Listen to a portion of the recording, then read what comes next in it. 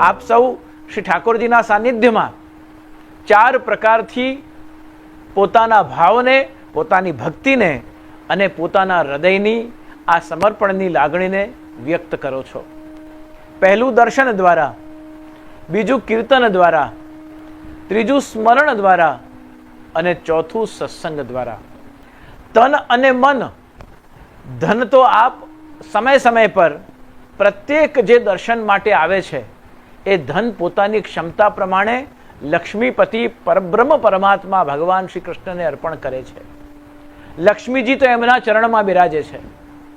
પણ આ પુરુષોત્તમ માસમાં દાનની મહિમા છે. આપણી પાસે 3 અવસર છે. પહેલું, શ્રી દ્વારકાધીશ મંદિર જે નવનિર્માણ થવાનું છે એના નવનિર્માણના કાર્યમાં એક વ્યક્તિ નિમિત્ત બને, એનું પરિવાર નિમિત્ત બને, એ જે સમાજનો વ્યક્તિ છે એ સમાજ પણ નિમિત્ત બને, જ્ઞાતિ મંડળો આમાં જોડાય અને સાથે સાથે જેટલા પણ પ્રભુ દર્શનાર્થે છેલ્લા અનેક વર્ષોથી આવ્યા છે અને પ્રભુ શ્રી દ્વારકાધીશના કારણે જેમના જીવનમાં મોટા મોટા સંકટો ટળ્યા છે, ધાર્યા અણધાર્યા કાર્યો પ્રભુએ પૂર્ણ કરાવ્યા છે અને કાયિક, વાચિક અને માનસિક સમગ્ર તાપોનું હરણ કરી અને ભગવાન શ્રી દ્વારકાધીશે આપણા સમસ્ત દુઃખને, આધિ વ્યાધિ અને ઉપાધિને હર્યા છે.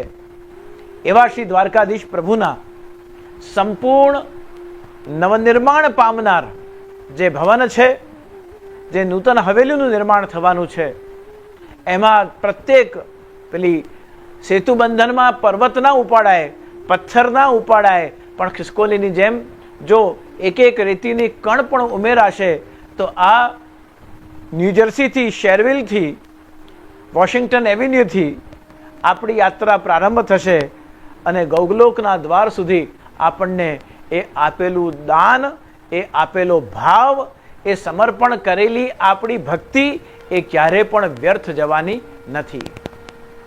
તો આજના સંદર્ભમાં આપણી આ ભક્તિને, આપણા આ સમગ્ર અસ્તિત્વને પ્રભુ ચરણોમાં સમર્પિત કરીએ. તો જીવનના દરેક પ્રસંગમાં પ્રભુ શ્રી દ્વારકાધીશ આપણી સાથે ઊભા રહ્યા.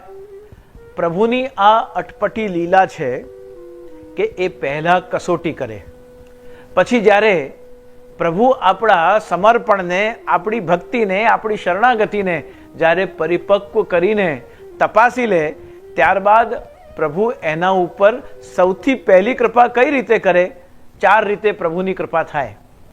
આપણે કોઈ પણ દાન પુણ્ય કરીએ, તીર્થોમાં જઈએ, ગૌ પૂજન કરીએ કે યમુના પૂજન કરીએ કે આપણે કોઈ જગ્યાએ ગયા હોઈએ ત્યારે સૌથી પહેલા શું પૂજન થાય? તો બ્રાહ્મણ શું આપણને કે મંત્રાર્થા સફલા સંતુ, સંતુ પૂર્ણ મનોરથાહ, શત્રુનામ બુદ્ધિ નાશોસ્તુ, મિત્રાણામ ઉદયસ્તવ. આવો આશીર્વાદ આપતા હોય તો શું આપે? આપના બધા જ મંત્રાર્થા સફલા સંતુ, એટલે કે આપના જીવનના જેટલા પણ ભક્તિમય કાર્ય હોય એ સુફલ થાય, સફળ થાય.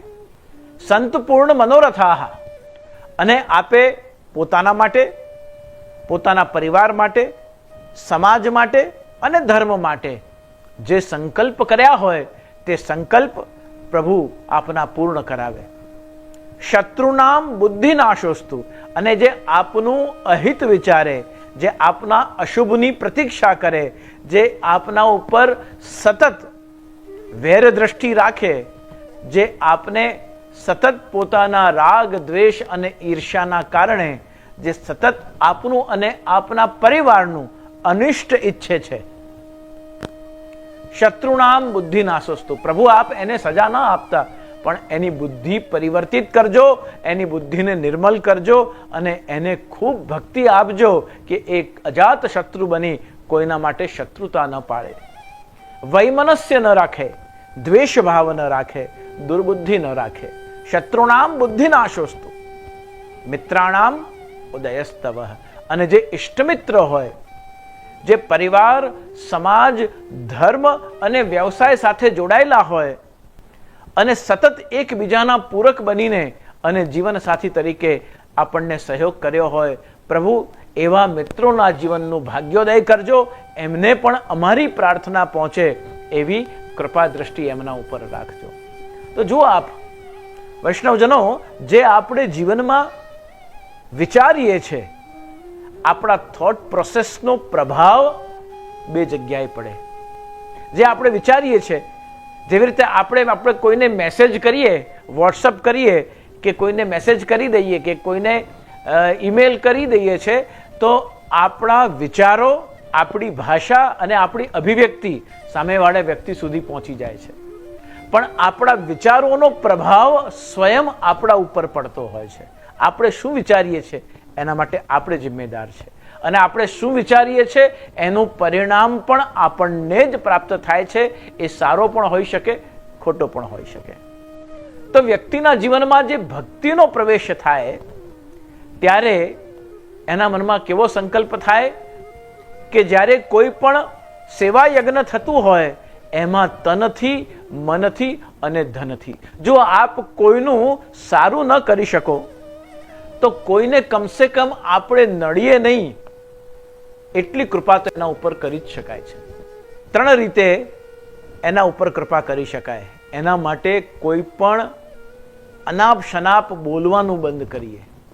બીજું, એના અમંગલની કે અનિષ્ટની કામના ક્યારે ન કરીએ. અને ત્રીજું, એની પાસે જે છે તે એ આપી રહ્યું છે, આપણે લેવું ન લેવું એ આપણા ઉપર આધાર રાખે છે. એણે તો આપણે મોલમાં જઈએ તો જેટલું દેખાય આપણને, જેટલું પસંદ હોય આપણને, બધું ક્યાં લઈને આવીએ છીએ. આપણને જેટલી જરૂરત હોય એટલું જ આપણે આપણી બાસ્કેટમાં નાખીને અને એનું પેમેન્ટ કરી ઘરે આવી જતા હોઈએ છીએ. બસ જીવનનું આવું જ છે કે આપણા માટે કોણ શું વિચારે છે, કોણ શું બોલે છે, કોણા શું પ્રતિભાવો છે, કોણા મનમાં શું ચાલી રહ્યું છે, એ આપણા માટે શું વિચારતો હશે, એને એવું લાગ્યું હશે એટલે મને હવે એને જવાબ આપી દેવું પડશે. આ બધા જ વિચારો આપણા માટે એ બધું વિચાર કરી રહ્યો છે. એવું પણ જો આપણે જ વિચાર કરીશું તો પછી એ શું વિચાર કરશે? એના માટે પણ થોડું છોડી દેવાનું. નિશ્ચિંતતાથી, નિર્ભીકતાથી. અને એક ભક્તને જે રીતે આશ્વસ્ત ભગવાન કરે છે કે જે મૈયા વેશ મનો યે મામ યે જનાહ પરી ઉપાસતે. ભગવદ્ ગીતામાં ભગવાને શું કહ્યું કે યે જનાહ, જે મૈયા વેશ મનો યે મામ નિત્યયુક્તા ઉપાસતે, જે મને સ્મરણ કરે છે, જે મારી સેવા કરે છે, જે મારું કીર્તન કરે છે અને જે મારા ભક્તની સેવા કરે છે.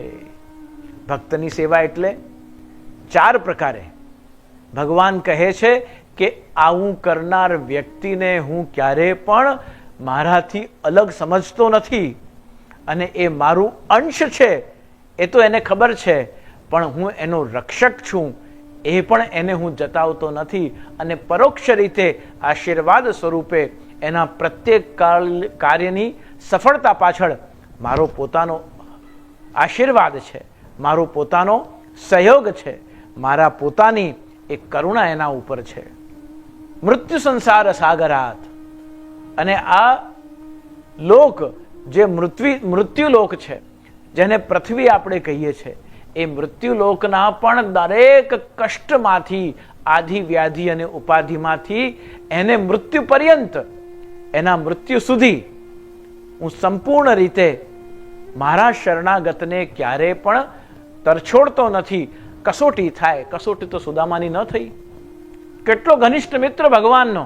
પ્રત્યક્ષ ભગવાન જે કાળમાં પૃથ્વી પર છે, પ્રત્યક્ષ ભગવાન શ્રી કૃષ્ણ જે લોકમાં બિરાજી રહ્યા છે, પ્રત્યક્ષ આ પૃથ્વી પર મનુષ્યાવતાર તરીકે પોતે અવતરિત થયેલા છે, તે વખતે પણ ગળે ડૂબ જે કૃષ્ણના પ્રેમ અને ભક્તિમાં કરુણામય રૂપે રહી રહ્યો છે, એની પણ ભગવાન કસોટી તો કરે જ છે. કેટલા વર્ષો વીત્યા હશે. સાંદીપની ગુરુકુલમાં ભગવાન શ્રી કૃષ્ણ અને સુદામા સાથે ભણ્યા. ત્યાંથી વિદાય થતી વખતે સાંદીપની મૃત્યુ પુત્ર દાતા, પુરુષોત્તમ સહસ્ત્રનામમાં નામ આવે છે કે સાંદીપનીના જ્યારે ત્યાંથી વિદાય પામતી વખતે ભગવાને પૂછ્યું કે હે ગુરુવર, હે સાંદીપની ઋષિ, આપે મને અભ્યાસ કરાવ્યો અને આપ મારા ગુરુપદે બિરાજ્યા, તો સાંદીપની ઋષિ તો ભક્તિ છે, એ ભગવાનનું સ્વરૂપ જાણે છે. તો ભગવાને શું કહ્યું કે હવે મારા વિદાયનો સમય જ્યારે આ ગુરુકુલ આશ્રમમાંથી આવ્યો છે ત્યારે હે ગુરુવર, મારે ગુરુ દક્ષિણા આપને કંઈક આપવી છે. ગુરુ દક્ષિણા આપવા માટે આપ મને જે આદેશ કરશો તે મારી ગુરુ દક્ષિણા સ્વરૂપે હું આપને આપવા માટે તૈયાર છું. ત્યારે સાંદીપની ઋષિ તો ભગવાનનું સ્વરૂપ જાણે છે અને એ પોતે પણ ભક્તિનું સ્વરૂપ છે. એટલે એમણે શું માંગ્યું? એમણે માંગ્યું કે હે પ્રભુવર, આપે ગુરુ બનવાનું મને નિમિત્ત કારણ બનાવ્યો છે. બાકી આપ તો પોતે જગતગુરુ છો. કૃષ્ણમ વંદે જગતગુરુ. આપ પોતે જગતગુરુ છો. હું આપનો ક્યાંથી ગુરુ બની શકવાનો? આ ચરાચર સૃષ્ટિના અખિલ બ્રહ્માંડના આપ નાયક છો. જળ જીવ ચૈતન્ય આપની અંશ અને વંશ સૃષ્ટિ છે. એમાં એક હું નાનો સરખો જીવ જે તપસ્યા કરી, સાધના કરી, વિદ્યા અભ્યાસ કરી, આશ્રમનો નિર્માણ કરી અને વિરક્ત સ્વરૂપમાં રહી રહ્યો છું. હું આપને ભલા શું માંગવા માટે કહી શકું? પણ આપે ગુરુ બનીને અને મને જે જીવનનો અવસર આપ્યો એમાં હું ક્યાંય આપનો ગુરુ નથી. આપ જ મારા ગુરુ છો. કૃષ્ણમ વંદે જગતગુરુ. ભગવાને કહ્યું કે ના, આ નિયમ છે, આ સનાતન ધર્મની પરંપરા છે કે રિક્ત પાણી ન ગચ્છેત, ખાલી હાથે ગુરુ પાસે ન જવું. અને આપે તો મને અભ્યાસ કરાવ્યો છે, આપે તો મને માર્ગદર્શન આપ્યું છે. હું વિદ્યા અભ્યાસ કરવા માટે આપને આવ્યો છું. સાંદીપની ઋષિએ ફરી કહ્યું કે આપ તો સરસ્વતીના પણ પતિ છો અને સરસ્વતી નૃત્ય તું વાંચી મેં સદા. અને આપની તો વાણીમાં સરસ્વતી બિરાજે છે. આપને હું શું શીખવાડવાનો? આપ 16 કળાએ સંપન્ન છો, 64 વિદ્યામાં આપ પારંગત છો. તો આપે તો મને અવસર આપ્યો. ભગવાન કહેવા લાગ્યા કે આપ સરસ્વતીના પુત્ર સારસ્વત છો હે સાંદીપની ઋષિ. અને જે સારસ્વત, જે વિદ્વાન બ્રાહ્મણ છે એ સમાજના ખૂણે પડી રહે અને સમાજમાં એની કોઈ આવકાર, કોઈક એનું સ્વાગત, કોઈક એને આદર સન્માન પ્રાપ્ત ન થાય એવું હું ઈચ્છતો નથી.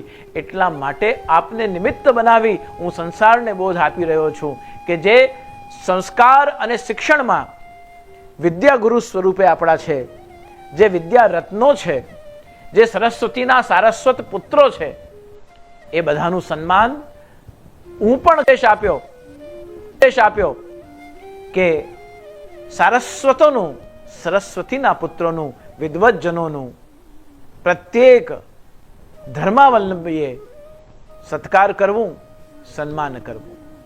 ભગવાને બહુ જ કહ્યું.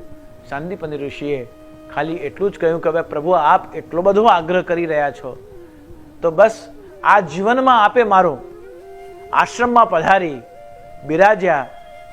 હું અને મારી ગુરુપત્ની બંનેનું આપ ભોજન ગ્રહણ કર્યું, આપે વિદ્યા પ્રાપ્તિ કરી, આપના ચરણ આ આશ્રમમાં પધાર્યા. સદાકાળ આપના ચરણનું શરણ મને પ્રાપ્ત થાઓ અને આપના ચરણ સદા મારા મસ્તક પર બિરાજે. આના સિવાય મને બીજું કંઈ પણ આપનાથી જોઈતું નથી. હવે મહાપ્રભુ શ્રીમદ વલ્લભાચાર્યજી આજ્ઞા કરે છે કે સાંદીપની ઋષિ એ પોતે તો ભક્તિનું સ્વરૂપ છે, પણ ગુરુપત્ની જે છે એ ગુરુપત્ની જે છે એ ભક્તિની સાથે સાથે એ શક્તિનું સ્વરૂપ છે. અને શક્તિની પ્રાપ્તિ કરવા માટે, શક્તિનું બલ પ્રાપ્ત કરવા માટે ભગવાન પાસેથી સત્તા, જો 5 પ્રકારના શક્તિના બલ જેનાથી અહંકાર પુષ્ટ થાય છે એવા 5 બલ આપણી પાસે. પહેલા ધનનો અહંકાર, પછી રૂપનો અહંકાર, પછી જ્ઞાનનો અહંકાર, પછી સત્તાનો અહંકાર અને પછી આપણા સંપર્ક, આપણા કોન્ટેક્ટ ક્યાં સુધી છે. અરે હું તો CMને ઓળખું, PMને ઓળખું, પ્રેસિડેન્ટને ઓળખું. આ બધો સંપર્કનો અભિમાન. આ 5 પ્રકારના અભિમાન આપણી પાસે હોય તો એ 5 પ્રકારના અભિમાનને થી શક્તિ પુષ્ટ થાય, શક્તિને બલ મળે.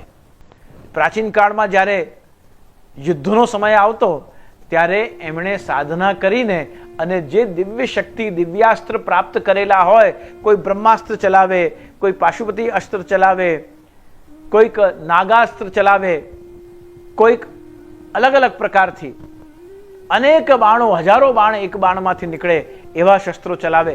આ બધા શસ્ત્રો કેવી રીતે એમને પ્રાપ્ત થયા? તો શક્તિની આરાધના કરીને પ્રાપ્ત થયા. તો શક્તિની પ્રાપ્તિ કરવા માટે આપણને આપણું મનોબળ મજબૂત કરીને અને જે કંઈક આપણે ઈચ્છતા હોઈએ એ શક્તિને, પાવરને પ્રાપ્ત કરવા, એન્ડ પાવરફુલ બનવા શક્તિનો આધાર મનુષ્ય લેતો હોય છે. તો જીવનની મનોકામના શું હતી? તો હવે ભગવાને સાંદીપની ઋષિને તો તથાસ્તુ કહ્યું, પણ ગુરુપત્નીએ કહ્યું કે મારે આપની પાસે એક વસ્તુ માંગવી છે. અને ભગવાન પાસે સાંદીપની ઋષિના જે પત્ની હતા એ ગુરુપત્નીએ શું માંગ્યું? ગુરુપત્નીએ કહ્યું, મૃતા પુત્ર દાતા, કે મને મારો મરણ પામેલો મૃત પુત્ર આપ મને પાછો આપી દો, તો મારા જીવનમાં એનાથી રૂડું બીજું કાંઈ મને જોઈતું નથી. સાંદીપની ઋષિની પત્નીએ ભગવાન પાસે, તો અહીંયા શ્રી મહાપ્રભુજી લખે છે કે સાંદીપની ઋષિ તો ભગવાનનું સ્વરૂપ જાણે છે, તો શું ગુરુપત્ની ભગવાનનું સ્વરૂપ નથી જાણતા? ગુરુપત્ની પણ ભગવાન શ્રી કૃષ્ણનું સ્વરૂપ જાણે છે કે આ પૂર્ણ બ્રહ્મ પરમાત્મા સ્વયં કૃષ્ણ છે. પણ કૃષ્ણ સિવાય મને મારા પુત્રની પ્રાપ્તિ, મને પાછું મૃતપુત્ર, મને પાછો દુનિયામાં, સંસારમાં કોઈ અપાવી શકે નહીં. આવી દ્રઢ ભાવના, દ્રઢ શક્તિ, દ્રઢ ભક્તિ ભગવાનના ચરણોમાં કરીને અને એમણે આપ્યું. તો આ સકામ પ્રકાર થયો. ગુરુનો નિષ્કામ ભાવ હતો, ગુરુ પત્નીનો સકામ ભાવ હતો. તો ભગવાનના ચરણોમાં જ્યારે આપણે ભક્તિ કરીએ છીએ ત્યારે એ સકામ હોય કે નિષ્કામ હોય? જો પોતાના માટે, પોતાના આરોગ્ય માટે, પોતાના પરિવાર માટે, ધન સંપત્તિ માટે, પોતાના વ્યવસાય માટે, સમાજમાં પ્રતિષ્ઠા માટે, ધારેલા કાર્ય પૂર્ણ કરવા માટે, સંકલ્પને પરિપૂર્ણ કરવા માટે, જે સ્વપ્ન જોયા હોય જીવનમાં સાકાર કરવા માટે અલગ અલગ પ્રકારના પાવરની જરૂરત પડે, અલગ અલગ પ્રકારના આશીર્વાદની જરૂરત પડે, અલગ અલગ પ્રકારના પુરુષાર્થની જરૂરત પડે. અલગ અલગ પ્રકારથી આપણા જીવનમાં આપણા એ ગોલ્સને અચીવ કરવા માટે, સર્વાઈવલથી લઈને સક્સેસ થવા સુધીનો જે આપણી આખી જીવનની યાત્રા છે એના માટે પ્રબલ સમર્પણની પણ જરૂરત પડે. આપ પુરુષાર્થ કરો પણ પ્રાર્થના ન કરો તો સંકલ્પિત કાર્ય પૂર્ણ થાય પણ ઈચ્છિત પરિણામ સમય પર પ્રાપ્ત ન થાય. આપ પ્રયાસ કરો પણ ભગવાનને પ્રેમ ન કરો તો આપનું કાર્ય, આ ભગવાનના શરણાગત છો, દર્શન કરો છો, સેવા કરો છો, સ્મરણ કરો છો, કીર્તન કરો છો, પણ જો આપને ભગવાનમાં પ્રેમ નથી અને ફક્ત સકામ ભાવ છે કે મારું કાર્ય પૂરું થાય, મને આવું થાય તો હું ભગવાન માટે આવું કરું, આ શરતિયાળ ભક્તિ છે. અને જેમ રાખે તેમ રહીએ પ્રભુજી, અશક્ય એવા સુશક્ય એવા સર્વથા શરણમ હરિહી. અને આપણું અશક્ય એટલે કે અસંભવ પરિસ્થિતિ હોય તો પણ, અને સંભવ પરિસ્થિતિ હોય તો પણ, આપણે કષ્ટમાં હોઈએ તો પણ, આપણે પ્રસન્નતામાં હોઈએ તો પણ, આપણે અલગ અલગ પ્રકારના શરીર, રોગ, ધન, સંપત્તિ, પરિવાર એમાં કષ્ટમાં હોઈએ તો પણ, અને એમાંથી કષ્ટમાં ન હોઈએ તો પણ, એકમાત્ર જો ભગવાનના ચરણનું શરણ પ્રાપ્ત કરી અને જો ભક્તિની ભાવના સાથે જો આપ દ્રઢ ભાવ રાખશો, ભરોસો દ્રઢ ઇન ચરણ ન કેરો. સુરદાસજીએ શું કહ્યું? સાધન ઓર નહીં આ કલી મેં જાસો હોત નિવેરો. બીજો કોઈ સાધન નથી કે જે વ્યક્તિ ભક્તિ દ્વારા જીવ પરમાત્મા સુધી પહોંચી શકે. એક જ ઉપાય, ભગવદ્ ગીતામાં ભગવાન શ્રી કૃષ્ણના વચનોને, વાક્યોને યાદ કરીએ. મામેકમ શરણમ બ્રજ. હે અર્જુન, આ બધું તું કરી રહ્યો છે, આ હજારો કરોડો યોદ્ધાઓ લડવા માટે ઊભા છે, એમની હાસ્તોમાં શસ્ત્ર છે, એ કુરુક્ષેત્રના મેદાનમાં યુદ્ધ માટે ઊભા છે, આ બધું તારું બ્રહ્મ છે, આ બ્રહ્મ માત્ર છે તારું. અંતે તો આ બધે સર્વ ધર્માન પરિત્યજ્ય, આ તું તારા હોવાપણાનું અસ્તિત્વ તારા મનમાં છે એટલા માટે છે.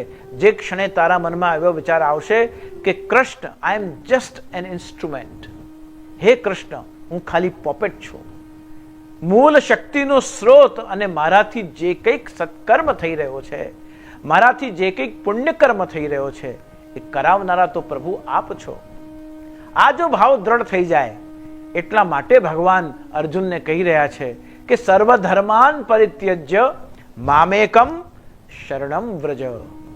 અને પછી ભગવાન એને આશ્વસ્ત કરે છે, એને એશ્યોરન્સ આપે છે.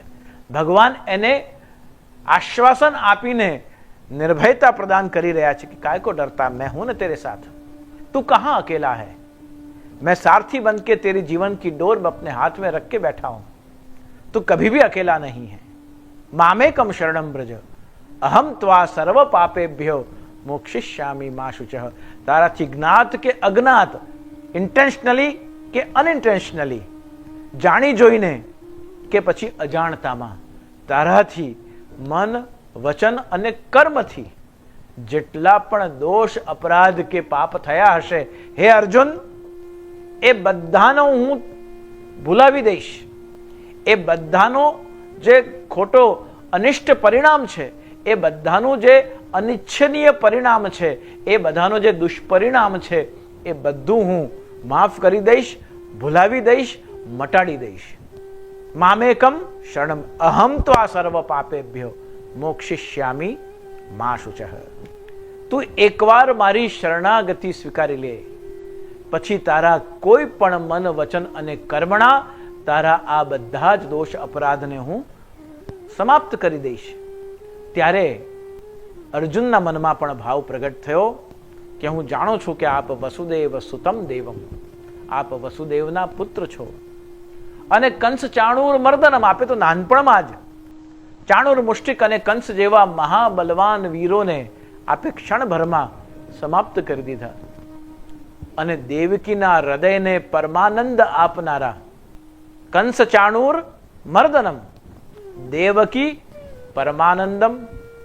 અને હે કૃષ્ણ, હવે હું સમજી ગયો છું કે કૃષ્ણમ વંદે જગદગુરુ. આપ કેવલ મારા સારથી નથી, પણ આપના શરણસ્થ થવા માત્રથી મારા મન, વિચાર અને વાણીમાં એક સહજ ભાવ પ્રગટ થઈ રહ્યો છે કે આપ પરમાત્મા હશો, બ્રહ્મ હશો, ભગવાન હશો, ઈશ્વર હશો. આ ક્ષણે મારા માટે આપ જગદગુરુ બનીને પધાર્યા છો. કૃષ્ણમ વંદે જગદગુરુ. તો ભગવાનના આ જગદગુરુત્વને પ્રાપ્ત કરીને અને વ્યક્તિમાં, જીવનમાં આવતી તમામ ઝંઝટો, જેટલી પણ સમસ્યાઓ છે, વિકારો છે, જેટલા પણ ઝંઝાવાતો છે, એ બધામાંથી પાર થઈને અને આપણે એક અવસર ભગવાન આપણને આપે છે કે ક્યાંક वो स्पार्क हो जाना चाहिए, बस ये दीवो प्रगटी जवो જોઈએ. रुकता नहीं तमाशा और रहता है खेल जारी, रुकता नहीं ये तमाशा और रहता है खेल जारी, और उस पे कमाल ये है कि दिखता नहीं मदारी. ये पूरा तमाशा चल रहा है, पूरा नाटक चल रहा है. We are just puppets. अशक्य वा सुशक्य वा सर्वथा शरणम हरि. ભક્તનું ઉત્તમ લક્ષણ એ છે, જેના ઉપરથી આપણી વાત આજની સત્સંગની શરૂ થઈ, કે વૈષ્ણવ કોણ છે, ભક્ત કોણ છે. 4 સ્ટેપ્સ ઓફ બીંગ અ વૈષ્ણવ. પહેલી વાત, કૃપા ભઈ તબ જાનીએ જબ દિખે સ્વયં કે દોષ. આપણા જીવનમાં વૈષ્ણવતાનો પ્રારંભ ક્યાંથી થાય? પહેલું કારણ, જ્યારે આપણે પોતે રિયલાઇઝ કરવા લાગીએ કે આ મારો વાંક છે, આ મારો દોષ છે. બીજાના દોષ, બીજાનો વાંક, બીજા ઉપર ઉત્તેજિત થવાનું, બીજા ઉપર ગુસ્સે થવાનું, બીજા ઉપર બ્લેમ કરવાનું, એને અલગ અલગ રીતે એને ટાર્ગેટ કરવાનું, અલગ અલગ રીતે એને નિમિત્ત બનાવી આપણા દ્વારા થયેલી ભૂલ પણ એના માટે ઢોળી દેવાની, આ બધું સહજ છે. પણ કૃપા કોના ઉપર થાય છે અને કૃપા થઈ ગઈ છે એનું પહેલું લક્ષણ શું છે? જબ દિખે સ્વયં કે દોષ. જબ આપણા પોતાના જ્યારે દોષ દર્શન થાય, પોતાની ભૂલ સમજાય, પછી આપણે માફી માંગીએ ન માંગીએ, આપણે બીજી વાર એને રિપીટ ન કરીએ એવો સંકલ્પ પણ જો જાતે જાતે લઈ લઈએ, પોતે ભગવાનથી કહીએ કે પ્રભુ આજે મારાથી આવું થયું છે, પણ હવે હું વચન આપું છું આવું ક્યારે મારાથી થશે નહીં.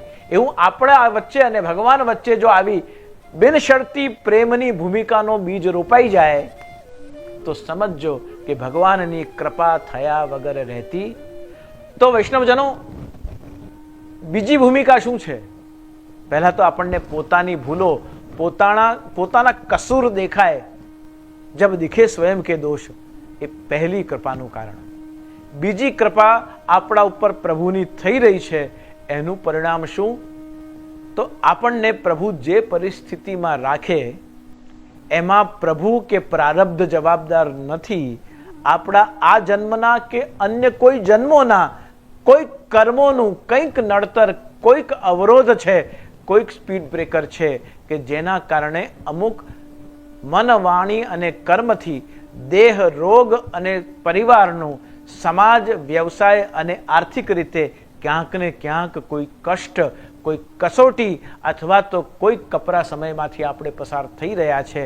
એમાં પોતાની જાતને બ્લેમ કરવો અથવા કોઈ બીજાને બ્લેમ કરવો, એના બદલે પ્રભુના ચરણોમાં વિનંતી કરવી કે પ્રભુ, અશક્ય એવા સુશક્ય એવા સર્વથા શરણમ, હું આપના ચરણની શરણમાં છું. તો હે પ્રભુ, મારી કોઈ પણ પરિસ્થિતિ આપનાથી અજાણ નથી અને મને એના માટે કોઈને જવાબદાર પણ બનાવવો નથી, પણ હું આપના ચરણની શરણમાં છું. મને નિર્ભયતા પ્રદાન કરીને અને મારા કષ્ટને આપ દૂર કરશો.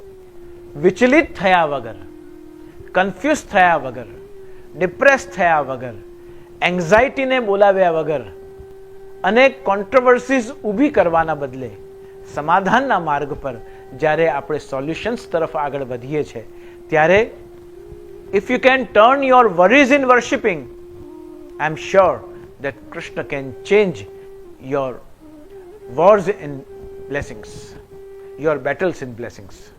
Our all battles can be solved by only one step of Vaishnavata. મામેકમ શરણમ વ્રજ, હું તારી ચરણની શરણમાં છું પ્રભુ અને હું તારો છું. પછી અગર મારી સાથે કંઈ થાય તો હવે જવાબદારી તારી છે. આ બીજી વાત. ત્રીજી વાત, વૈષ્ણવ ઉપર કૃપા ભગવાનની થઈ રહી છે એનું ત્રીજું લક્ષણ છે વાણી, વર્તન અને વ્યવહાર ઉપરનું સંયમ. ભગવાનની કૃપા જેના ઉપર થઈ હોય એની વાણીમાં દીનતા પ્રગટે, એની વાણીમાં મધુરતા પ્રગટે, એના સ્વભાવમાં સરળતા પ્રગટે, એની અભિવ્યક્તિ, એના રિએક્શન્સ જે છે એ ધીમે ધીમે માઇલ્ડ થવા લાગે. ઘણા વ્યક્તિ પહેલા એવા હોય કે ગુસ્સો આવે એટલે વાત પછી, મોઢામાંથી શબ્દ પછી નીકળે, પહેલા હાથ ઉપડી જાય. એવા વ્યક્તિ મારા ધ્યાનમાં છે, મારા પરિચિત છે, મારી પાસે અહીંયા આવે છે રોજ. પણ હવે છેલ્લા જે સમયથી એ યમનાષ્ટક કરતા થયા, સર્વોત્તમ કરતા થયા, કૃષ્ણાશ્રય કરતા થયા, અષ્ટાક્ષરનો જપ કરતા થયા, ઠાકોરજીના ચરણસ્પર્શ કરી મિશ્રી ભોગ ધરતા થયા, એ વ્યક્તિના જીવનમાં મેં પરિવર્તન જોયા છે. એ કહે છે કે હવે મને ક્રોધ આવે છે પણ કંઈ પણ બોલતા પહેલા હું 3 વાર, 5 વાર, 11 વાર અષ્ટાક્ષર મંત્ર બોલી દઉં છું. તો એમાં પહેલા જે મને ક્રોધ આવતો એની વાણી અને વ્યવહારમાં, અને આજે હવે મને જે ક્રોધ આવે છે એ વાણી અને વ્યવહારમાં જમીન આસમાનનો ફરક છે. હવે હું સામેવાળાને કહું છું કે ભાઈ તારી આ ભૂલ છે, બીજી વાર વિચાર કરીને કરજે, પણ એનાથી ઉગ્રતા મેં છોડી દીધી. તો આ પ્રકારથી ધીમે ધીમે વાણી, વ્યવહાર અને વર્તનમાં આપણને ટ્રાન્સફોર્મેશન દેખાય, ચેન્જ નહીં, રૂપાંતરણ થવા લાગે कि मैं वो था, मुझे मालूम है, लेकिन अब मैं वो नहीं हूं. मैं ये बोलता था, मैं ये करता था, मुझसे ये हुआ है, लेकिन अब मैं वो नहीं करता हूं, अब मैं वो नहीं बोलता हूं और अब मुझे उस दिशा में आगे जाना भी नहीं है. એવું ભલે છોરું કછોરું થાય પણ હે હરિ તું તો માવતર કહેવાય, મારી ભૂલોને ભૂલનારા તારી કરુણાનો કોઈ પાર નથી. તો ભગવાનની કરુણા, ભગવાનની કૃપા આપણા ઉપર થઈ રહી છે એનું આ ત્રીજું કારણ છે. અને પ્રભુની કૃપા આપણા ઉપર થઈ રહી છે અને આપણે કૃપા પાત્ર બની ગયા છે એનું ચોથું અને સૌથી વધારે પ્રબલ કારણ એ છે કે આપણો સ્વભાવ, મન, બુદ્ધિ, વિચાર, સંગ, વાંચન, જ્ઞાન, એક્સપિરિયન્સ, ક્વોલિફિકેશન, અચીવમેન્ટ્સ, આપણું જે કંઈક જીવનમાં હોય એનું યશ, એનું શ્રેય, એનું ડેડિકેશન ડિવોશનલી આપણે ભગવાનના ચરણોમાં સરેન્ડર કરી દઈએ છીએ. मैं केवल निमित्त हूं, प्रेरणा सूत्र आप हैं, मैं केवल सरिता हूं, कृपा के सागर तो आप हैं, मुझे केवल अक्षर मालूम हैं, मंत्रों को बुलवाने वाले तो आप हैं।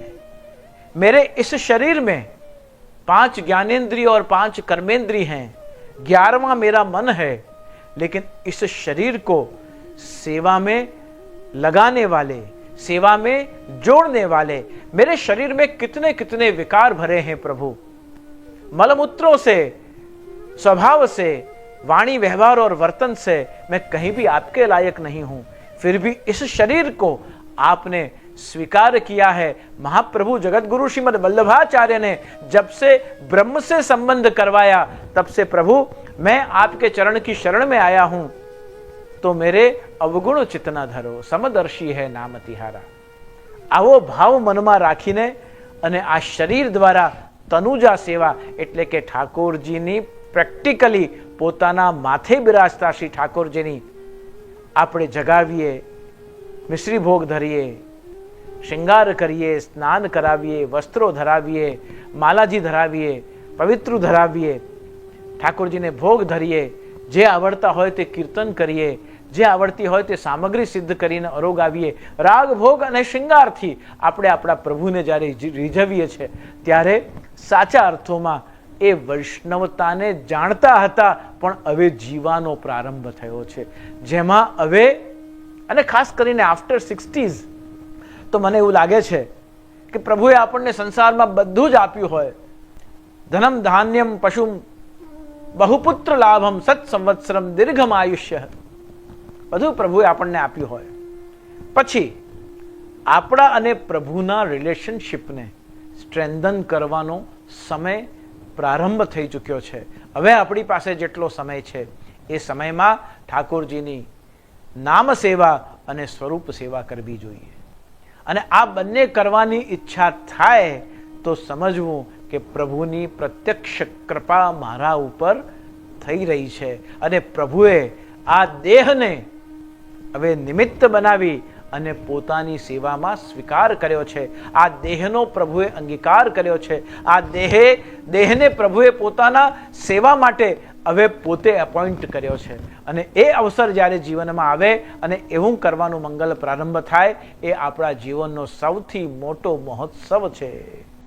નહીં પેલી શિયાળે સોરઠ ભળો, ઉનાળે ગુજરાત ને કચ્છડો બારે માસ વાલે, કચ્છડો બારે કચ્છ બારે માસ, એવી રીતે જે પુષ્ટિમાર્ગીય વૈષ્ણવ છે, જે પુષ્ટિમાર્ગીય શ્રી મહાપ્રભુજીનો સેવક છે, જે મહાપ્રભુજીનો શિષ્ય છે અને પોતાના જીવનમાં વૈષ્ણવતાને આદરી છે, એ વ્યક્તિના જીવનમાં તો બારે માસ પુરુષોત્તમ માસ છે। એના જીવનમાં તો આ મલમાસનો તમામ વિકારો દૂર થઈ અને એના જીવનમાં તો પ્રભુની આ ભક્તિનું સામ્રાજ્ય બારે માસ વસંત રહે છે।